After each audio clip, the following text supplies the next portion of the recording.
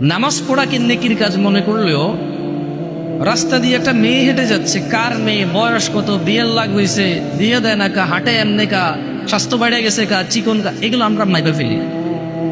So এটাকে আমরা অন্যায় মনে করি না।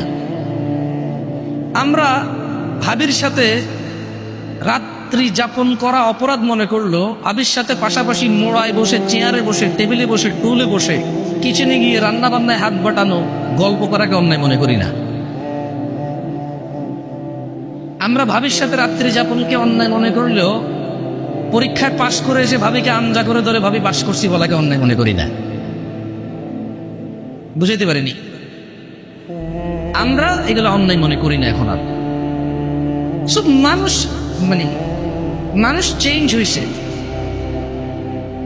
এখানে আবার ইবাদত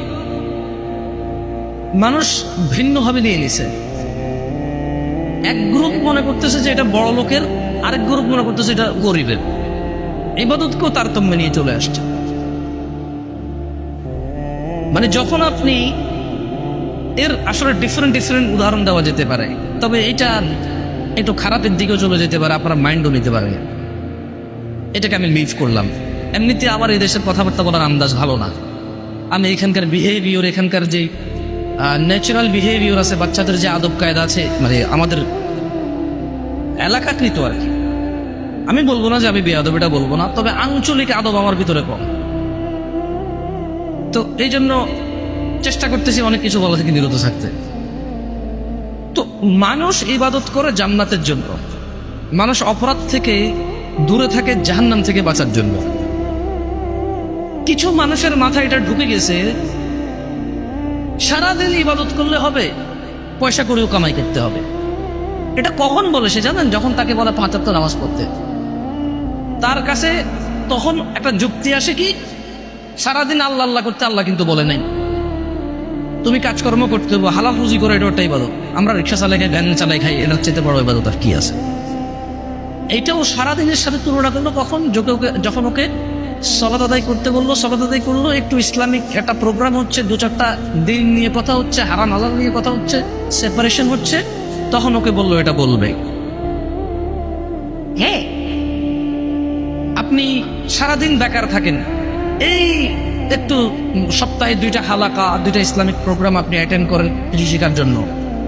আপনি বন্ধু বান্ধবের সাথে যান, ক্রিকেট খেলেন, ফুটবল খেলেন, আপনি গেমস খেলেন, আপনি আড্ডা দেন, আপনি প্রেম করেন, আপনি বেড়াতে যান, সব উদাহরণ আসবে না। আপনার মা আপনাকে উদাহরণ দেবে, কাম কাজ তো না, খালি ওই আল্লাহ বিল্লাহ করলে চলবে না, তোমার ঘরে খানা আসবে। আল্লাহ খালি আল্লাহর ইবাদত নিয়ে পড়ে থাকতে বলে নাই, কাম কাজও করতে বলছে। ওই পোলা কিন্তু সারাদিন ইবাদত করে না, কিন্তু সপ্তাহে 2টা প্রোগ্রাম অনলি অ্যাটেন্ড করে।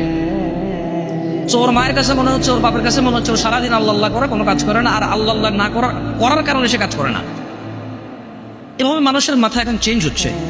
মানুষ অনেক আগ থেকে এগুলো বলা শুরু করছে যে সারাদিন আল্লাহ আল্লাহ করলে চলবে না, কি করতে হবে?